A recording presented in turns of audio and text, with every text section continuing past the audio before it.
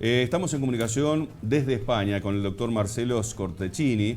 Es médico en general y digestivo, es un argentino que luego, por supuesto, hizo su carrera en España, un prestigioso médico, trabaja en el Hospital Comarcal de Ecín, en Castilla-La Mancha, y reside en Murcia, capital, localidad vecina a Madrid.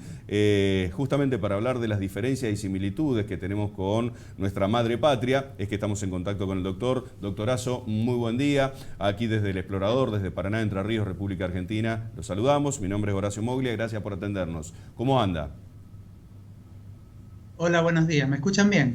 Te escuchamos y te vemos perfectamente. Te tuteo porque sos argentino, entonces en ese ida y vuelta, el tú, no podemos perderlo más Gracias. allá. Gracias por atendernos. Nada, gracias a ustedes por llamar. Yo preferí, y te pido mil disculpas por quedarte en línea, que escuches todos los Sí. considerandos del decreto, ya que los argentinos empezamos en cuarentena obligatoria a partir del día de la fecha. Algo similar que tuvo que ocurrir en España. Y también hacía el hincapié al principio del programa que me siento angustiado en este sentido, porque nos dieron una semana para que voluntariamente lo hagamos y lamentablemente muchos argentinos no aprendimos que era una cuestión de vida o muerte. Sí, esto es muy difícil en realidad porque de alguna manera ya como tenemos un país grande, cada provincia vendría a significar un país de la Unión Europea. Claro. Entonces de alguna manera el modelo, en mayor o menor medida, como siempre, se repitió.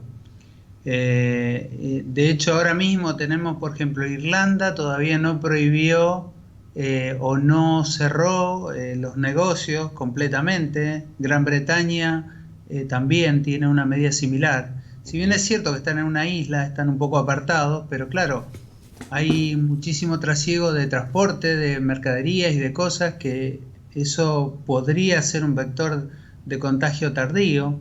Entonces, claro, es otro país, ni siquiera es la misma provincia del país, que como pasa en Argentina, se hace un decreto ley para toda la República y un poco la cosa queda más saneada en ese sentido.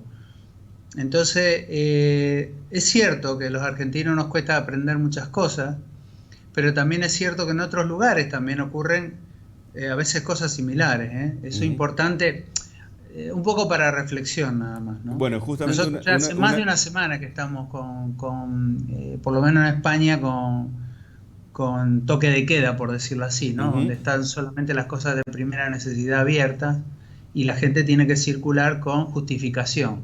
Doctor, justamente, ¿qué diferencias o similitudes de lo que pude escuchar de lo que estábamos hablando tiene este toque de queda español? Es muy similar, yo creo, en casi todos los puntos, la Ajá. verdad, porque en definitiva las sociedades ahora están globalizadas y las instituciones son muy similares, más allá de que sea un tipo de gobierno u otro, pero en rigor de verdad, todo lo que es diplomático, todo lo que es servicio de urgencia, de transporte, de comercio, desde el punto de vista de comestibles, digamos, eso siempre se tiene que mantener. Yo creo que las diferencias, las características se verán con el tiempo, en la medida que cada país pueda soportar esto con el paso del tiempo y a ver cómo toma cada uno en su característica. Porque en nuestro país, por ejemplo, nosotros hacer 1000 kilómetros para transportar, qué sé yo, tomate o lechuga, no es raro. En cambio aquí ya 200, 300 kilómetros es una Una barbaridad. locura, claro, claro, claro. Entonces esas características van a hacer que cada uno tome medidas de necesidad y urgencia, ¿no? ¿Cómo viene dando resultados positivos o negativos esta cuarentena española en esta semana que ya llevan ustedes? ¿Se ha meseteado el tema de la curvatura de casos positivos de coronavirus? ¿No? ¿Se ha No, estabilizado? ¿Cómo está? no, lamentablemente todavía la meseta no llegó. Esperamos todavía por lo menos 2 semanas más de aumento. De hecho, cuando habíamos hablado de la idea de hablar con ustedes, yo tenía unos datos que aquí en, digamos, en la región donde vivo, que es Murcia, había 22 casos confirmados nada más, porque fue la última región en contagiarse, por decirlo así, y ahora tenemos 220. O sea que en una semana hemos multiplicado por 10 los casos. Y todavía en España siguen creciendo los casos. O sea, lo que pasa es que hay muchísimos portadores sanos que no tienen síntomas y contagian. Entonces esto tiene un delay, ¿no es cierto?, un retardo en la aparición de síntomas y en la sospecha de confirmarse, porque también, por ejemplo, en los distintos países, algunos tienen más facilidades de conseguir reactivos rápidos, que hay uno que tarda 12 horas, otro que da ya una intención a las 4 horas y el más habitual es de 4 días, que es el que más se está usando aquí en España, lo cual retarda muchos diagnósticos. Entonces muchos pacientes están confinados en cuarentena, pero con sospecha, y no se los puede mandar a sus casas o no se los puede mandar a sus residencias habituales, como pasa mucho en los ancianos, porque están en sospecha y tienen 4 días para esperar a ver qué resultado le da. Entonces esto también es muy complicado porque estamos tratando un enemigo invisible al cual desconocemos íntimamente en cuanto a la dispersión, al contagio, a la gravedad. Es verdad lo que ustedes van a comentar, que es un detalle que hoy se publicó. Imagínense la cantidad de artículos que van a salir este año de infectología de los coronavirus, ¿no? En general, este es el 7º.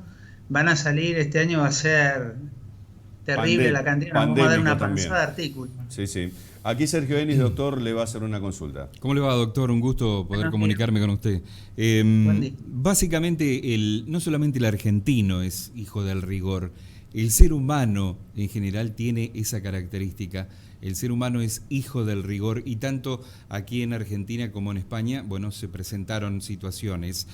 A su modo de analizar y de ver las cosas, ¿se ha tomado conciencia en España sobre la peligrosidad de este virus y sobre la pandemia por la cual se transcurre? No, sinceramente esto yo creo que es un fenómeno global que también está atravesado por los vectores culturales, obviamente, porque primero esto hemos sido testigos de la mayor cuarentena en el mundo en cantidad de personas en la historia de la humanidad. Solamente desde la peste negra del 1300 que asoló Europa, no se tienen noticias de cuarentenas de ciudades completas.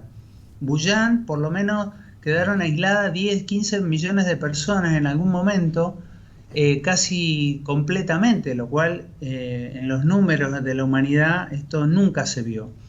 Entonces la gente, que incluso aquí mismo en Europa, algo que empezó en Asia, se pensó que nunca iba a llegar con la fuerza que llegó, como pasó con el ébola, que fue nuestro último referente. Y claro, al haberse contenido, el ser humano un poco que confía ya ciegamente que la tecnología todo lo podrá. Pero el hombre ha evolucionado, pero también ha evolucionado su patología. Y esta vez nos ha sorprendido.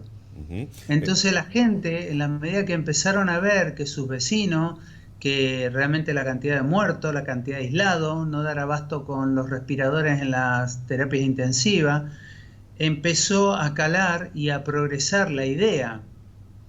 Aquí al principio de la cuarentena hubo sanciones económicas en muchas regiones, en Andalucía y demás, que un poco se caracteriza por el buen clima, la fiesta y demás. Aquí el otro tema que atravesará será la cuestión económica, que esto será un tema muy importante a futuro a ver. Imagínese si esto en España lo que es en la Argentina, doctor. ¿Cómo, perdón? No, que imagínese si en España están preocupados por la cuestión económica, lo que es acá, que vivimos en el día a día. Bueno, usted conoce bien con una situación muy caótica en esa materia. Claro. Su amigo Fernando Gómez, hincha acérrimo del equipo contrario del que usted es enamorado. Usted es central, él es de Ñul, pero no lo reconoce. Lo quiere saludar y enviarle una pregunta. Sí, gracias. Doctor, ¿cómo te va? Buen día, gracias por estar allí. Te quería preguntar desde lo estrictamente social o lo doméstico. Acá estamos viendo mucha manipulación de precios en lo que vos ya sabés muy bien. Es algo muy común de lo que es la filosofía nuestra como argentinos. Allí en España, por ejemplo, precios de los insumos vitales, algodón, alcohol en gel, barbijos, o desde lo que es un supermercado con también lo doméstico. ¿Hay alguna manipulación de precios? ¿Hay alguna especulación al respecto? acá hay dos grandes grupos, dos cosas muy importantes para ver. Lo primero fue lo de las mascarillas, ¿no? Los barbijos y el alcohol en gel prácticamente están agotados. Las fábricas aquí están bajo demanda y mucho de lo que se produce va a los hospitales, sobre todo los hospitales de Madrid, de Barcelona, Valencia y País Vasco, que son los más afectados, ¿no? Los grandes hospitales, los generales, donde se hace, qué sé yo, de un trasplante a neurocirugía compleja y demás. Entonces, ahí es importante. Bien. Es cierto que no hay un completo desabastecimiento de los hospitales pequeños, ¿no? Esto lo digo en lugar de mi trabajo. Y claro, esto ha generado, sobre todo lo que lo he notado, no sé si en la farmacia y demás no ha habido demasiados cambios, pero sí lo que es la venta online, ahí sí que han subido los precios, de los barbijos y de la mascarilla de todo tipo, la FFP2, 1 y 3, sobre todo que son las que más tienen filtro de carbono activado y demás, que son las que más recomiendan, pero claro, se han duplicado el precio por lo menos. Le propongo, doctor, porque por una cuestión de tiempo, que me queda un minutito, una especie de ping-pong de preguntas y respuestas, ¿sí? ¿Se vio saturado el sistema de salud español con esta pandemia? Sí. Bien. Sí, los grandes hospitales tienen, por lo que le decía, en la espera de los resultados de laboratorio y de la cantidad de síntomas que han aparecido, generó realmente una saturación rápida, sobre todo en los grandes hospitales, y es en este momento Madrid que se lleva la corona, ¿no? En este sentido. En otro orden, ¿quién decide a quién se atiende y a quién no? O sea, que están saturados los servicios hospitalarios para la atención del coronavirus. Los médicos, en la medida que están llegando casos, se está tomando la experiencia en el mismo campo, digamos. Mayores de 60 o 65 años con algún síntoma, se le hace la prueba y se lo tiene en aislamiento, o domiciliario, o en el geriátrico residencia, no nos olvidemos que acá hay muchísima población vieja, o bien en el hospital si realmente viene con síntomas más severos. Hay muchas conjeturas que están dando vuelta que con el advenimiento del calor, entrando la primavera en Europa, el coronavirus tendería a mermar. ¿Qué hay de cierto en esto que lo caliente, digamos, en el virus, la ingesta de algo caliente, trasladaría, por ejemplo, el virus que quede en garganta, llevarlo al estómago, ahí los jugos gástricos lo eliminan antes de los 4 días que pasen a pulmón, por eso recomiendan frutas, limón, cuestiones calientes, infusiones calientes? ¿Es cierto esto o nada que ver? Nada en concreto, le digo la verdad. No se sabe nada porque en lugares incluso, es verdad que la orofaringe, ¿no? Cuando está colonizada, en la medida que uno tenga una mayor higiene, cambia el pH, como los ácidos de los cítricos y demás, puede favorecer de que el virus viva menos o tenga menos viabilidad o menos virulencia. Pero eso es una conjetura, no hay nada en concreto. En la curvatura entonces de los casos positivos, ustedes estiman desde la parte científica que recién empezaría a mesetearse de acá a 2 semanas más, mencionaba. Por lo menos. Entonces nosotros en 10 días vamos a tratar de anticiparnos a esto que están viviendo ustedes, que ya están con un complejo mucho mayor, ¿no es cierto?, de contagio, pero en una semana no se resuelve nada. Esto es lo que me está diciendo.